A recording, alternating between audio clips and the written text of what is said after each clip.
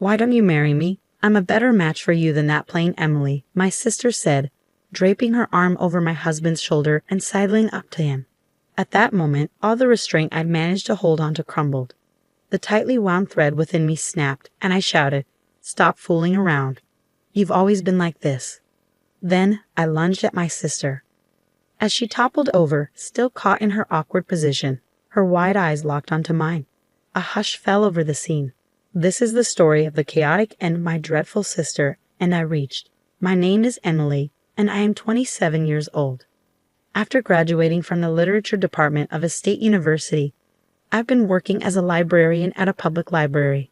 During my lunch break, I checked my smartphone and saw a message from my older sister, Michelle. "I'm going to use your blue sandals. They still look new, but that's fine, right?"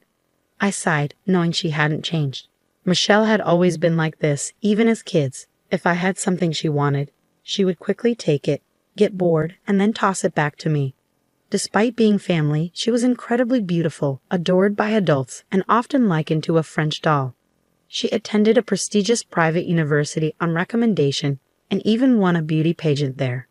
Now she uses her looks as a receptionist at a reputable company, living a life straight out of a fairy tale. In contrast, I am quite plain, with a typical American face. People often tell me, "Emily, you look like a traditional doll." Maybe it's my sister's constant bullying, but I've always been shy and introverted. While Michelle played with dolls, I would sit alone, quietly reading a book.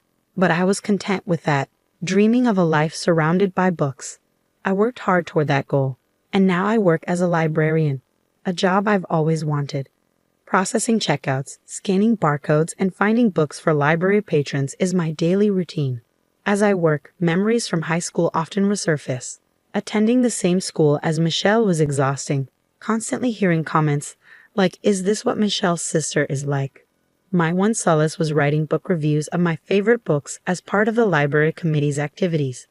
While most high school students focus on clubs and relationships, I kept writing, hoping others would appreciate the charm of my favorite books, even if I knew no one would read them. However, there was one person who would eagerly devour my reviews and borrow the books I recommended one by one. This male student was a year ahead of me, and although we never spoke beyond the borrowing process due to my introverted nature, I remembered his name well from a library card. I often found myself wondering about him, how he was doing, if he still found joy in reading books. He was the one who ignited my passion for literature, the person who made me continue to cherish books. Then, one day, a marriage proposal arrived for my older sister, Michelle, at the age of 28. It was only natural for such discussions to arise.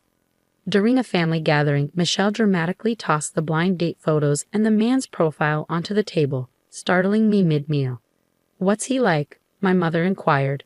"He's just a chubby, nerdy-looking guy, currently working as a temp," Michelle replied disdainfully. "Why do I have to go on a blind date with him?" she grumbled. I couldn't help but interject. "Well, if you're not interested, just reject him." Michelle sighed. "But he's related to an executive at our client's company. I can't afford to offend him." Then a gleam crossed her face as she turned to me. "Oh, I know. Emily, why don't you go on the blind date instead?" I was taken aback by her suggestion. "What?" "Me," I stammered. Michelle hastily continued, "You're quite the respectable nerd yourself, aren't you? You might hit it off with him. Since you're not exactly a knockout, he might be perfect for you. Please take my place this weekend." I hesitated, feeling uneasy about the idea. But I don't want to go either, and it would be dishonest to the other party. How could I explain going your place? Michelle insisted. "It'll be fine as long as you go. Just don't embarrass me. Take the photos and profile." Reluctantly, I accepted the task, though I couldn't help but emit a surprised sound as I examined the materials. "Is there a problem?" Michelle asked, sensing my hesitation. "No, no problem at all." "Thank you, Michelle. I'll give it a shot," I replied, mustering a smile. Michelle grinned. "Ah, so you actually like that chubby nerd. Well, they're all yours now. Here's to the birth of the nerdy couple." Ignoring her teasing tone, I braced myself for the upcoming blind date, uncertain of what to expect. I continued to study the blind date photo and the man's profile. On the day of the blind date, I apologized to him for Michelle's abruptness and expressed my desire to go on the blind date with him instead. The man sitting across from me was indeed a little chubby and had a hint of a nerdy aura about him, but he looked exactly as I remembered. The man I was meeting with was none other than the one who used to borrow books after reading my reviews. He looked at me curiously and said, "Were you, by any chance, the librarian at our high school?" "Yes, that's me," I replied, recognizing him as well. From there, we immediately struck up a conversation about our high school days and our shared love of books, marking the beginning of my relationship with him. His name was Thomas, and he had been in the same class year as Michelle, though she seemed to have no memory of him. During one of our dates, Thomas told me, "Honestly, Emily, if Michelle had come instead of you, I would have turned her down. Her reputation precedes her, and not in a good way. However, knowing me, Michelle would have probably dismissed me first." "I'm truly sorry about my sister's past behavior," I said, "but I'm glad to reconnect with you, Thomas. I think you're wonderful. If you're self-conscious about your appearance, why don't we work on improving it together?" I suggested. "You're right," Thomas agreed. "I've been so focused on work that I've neglected exercise and my appearance. I'll make an effort so you won't be disappointed." "I'm glad to hear that," I reassured him. "But know that your appearance has never been an issue for me." Our conversations and dates flowed smoothly, fostering a genuine connection between us. I received a marriage proposal from Thomas, and we decided to tie the knot. My sister, who initially remarked that she had seen the fat guy's face before, did not attend the event. Nonetheless, our families gathered for the occasion, showering us with warmth and blessings. We found a new home and began building our life together. Then, on our wedding day, as we prepared to walk down the aisle, my sister couldn't resist mocking me. "Getting married in a church these days, so typical of plain old Emily. That dress makes you look like a classic American doll." I tried to brush off her comments, asking her to please refrain from negativity on such an important day. Thomas and his family soon arrived, and I greeted them warmly despite my sister's insults clouding my mood. When Thomas, dressed in a traditional suit, made his entrance, my sister let out a surprised "What?" It was no wonder she was taken aback. Thomas had worked diligently alongside me to transform his appearance, and he now looked strikingly handsome. Before the ceremony began, my sister leaned in and whispered, "He looks nothing like the photo from before." I explained, "Thomas has put in a lot of effort. He always had a handsome face, but he looked lackluster in the previous photo due to being overweight and having an unflattering haircut." "I thought he had plastic surgery," my sister said with sarcasm. "It's quite something that a porcelain doll like you could marry a man who now looks like a movie star." Despite my sister's snide remarks, we made it through the wedding ceremony and celebrated with a small reception at the church, surrounded by our closest loved ones. As we prepared to leave with hearts full of happiness, my sister approached us, drunk, and said, "Hello, Thomas. Thank you for marrying my ugly little sister." Thomas responded calmly, "Well, Emily is far from ugly. Thank you for being here today. It's time you head home now." My sister ignored me and continued, "So, Thomas, you've changed your appearance. But what about your job? You're a temp, right?" "Yes, I'm currently working as a temp," he confirmed. I couldn't stand having a husband who's a temp. "I'm dating a startup CEO, and we might get married soon," my sister said smugly. "Congratulations," I said, but Thomas gently restrained me from saying more. "Thank you for coming today. Please take care on your way home," he added. My sister left after her final comment, and I turned to Thomas, apologizing for her behavior. He reassured me, "It's okay. People like her rarely change. But Emily, you've had a tough time with her. Let's focus on our happiness from now on." "Thank you, Thomas," I said, grateful for his support. And so began my married life with Thomas. In truth, he was working as a temp while pursuing his dream of becoming a novelist. His love for reading had grown after discovering my book reviews, which inspired his passion. In high school, I wrote book reviews that inspired Thomas to start writing himself. So far, he's had a few pieces published in literary magazines, which is an impressive achievement. Although he earns money from his manuscripts, he still faces financial uncertainty, so he balances his job as a temp with his writing. "Thomas, I have a job too, and we have some savings. Why don't you focus solely on your writing?" I suggested. "Emily, you're always so supportive." "Thank you. I'll give it my best shot," Thomas replied gratefully. So Thomas left his job and devoted himself entirely to writing. Though life was challenging, witnessing his passion for his work fueled our determination. Then one day, we received a call from my sister, Michelle. She announced her engagement to the startup CEO she had previously mentioned. Next week, he's coming over to meet the family before we get married. You should come too. It would be odd if your jobless husband weren't there, so make sure you dress appropriately, she said, her tone condescending. Despite my irritation at Michelle's attitude, I knew we needed to attend her engagement and wedding. With that in mind, Thomas and I decided to join the family gathering.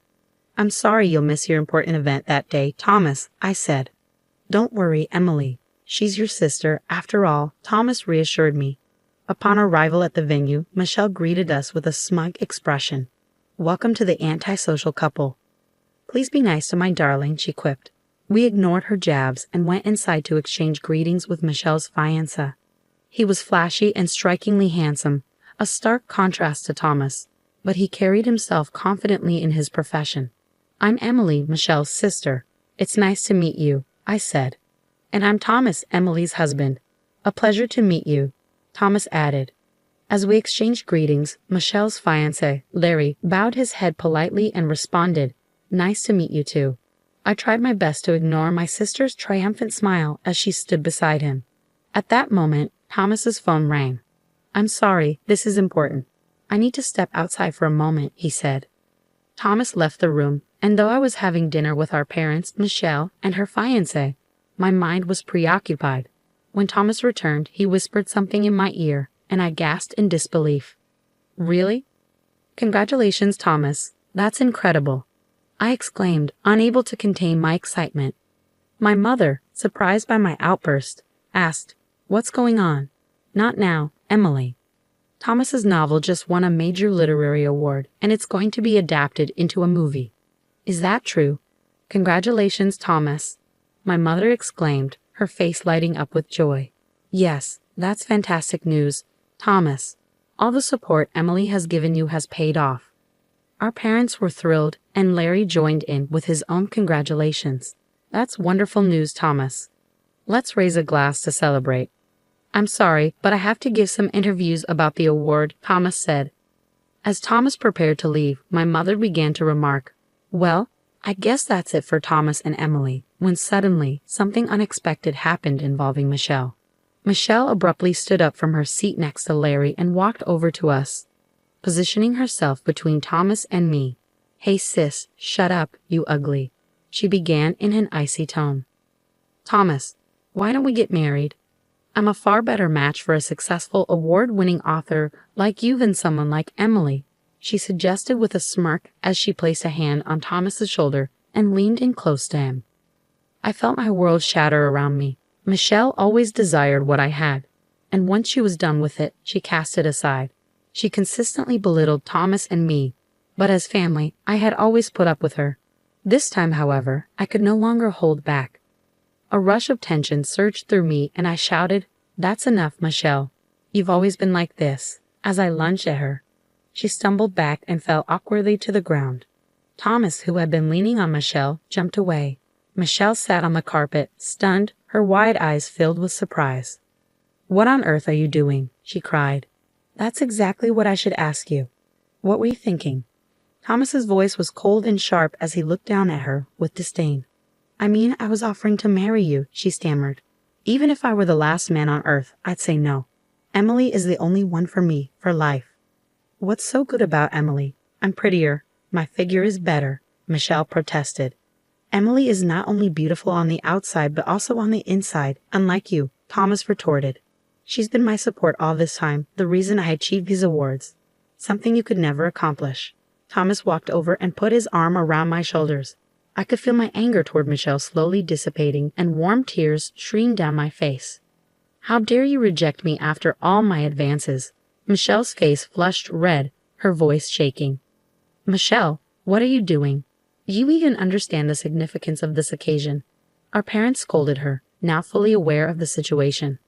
Looking as though she had just awakened from a dream, Michelle rushed back to Larry. I'm sorry, Larry, she apologized. Looks like it's going to be you after all, Larry said, exasperated, straightening his tie. That's enough. Stop talking. Who would want to marry someone who throws herself at a married man during a family gathering? He paused, then continued, Let's call off the engagement. I'm sure you understand why. Our parents turned pale and could only nod in agreement. Wait, even you, Larry? I've already announced our upcoming wedding to everyone. What happens if you back out now? My sister shouted. Larry responded calmly, it's time for me to take my leave. Congratulations once again, Thomas. All the best to you both. Thomas and I bowed as Larry left the room. Wait, Larry, Michelle cried out, but her desperate calls were in vain. I am disgusted. Don't show your face for a while, our parents said to Michelle before they too left the restaurant, casting her a contemptuous glance. Emily, let's go home, Thomas said as he reached for my hand and gave it a comforting squeeze. I held on to him tightly, and as we left the restaurant, I turned back to see my sister, dazed, collapsing in her seat. Fast forward a few months after the end of her engagement with Larry, and my sister seemed downcast for a while. But she soon began seeking a new partner, though she only focused on high-profile men who appeared put off by her mercenary attitude. My sister's once famed beauty is starting to fade with age, which may make her quest for marriage more difficult. Meanwhile, Thomas was kept busy with award ceremonies, interviews, and film releases following his literary success. He has since been able to shift his focus back to his writing projects. Thomas has always been a kind and devoted husband, and now he is known as a loving partner, frequently sharing stories about me during interviews. Supporting my growing belly as our child develops, I pledge to stand by Thomas's side and support him always.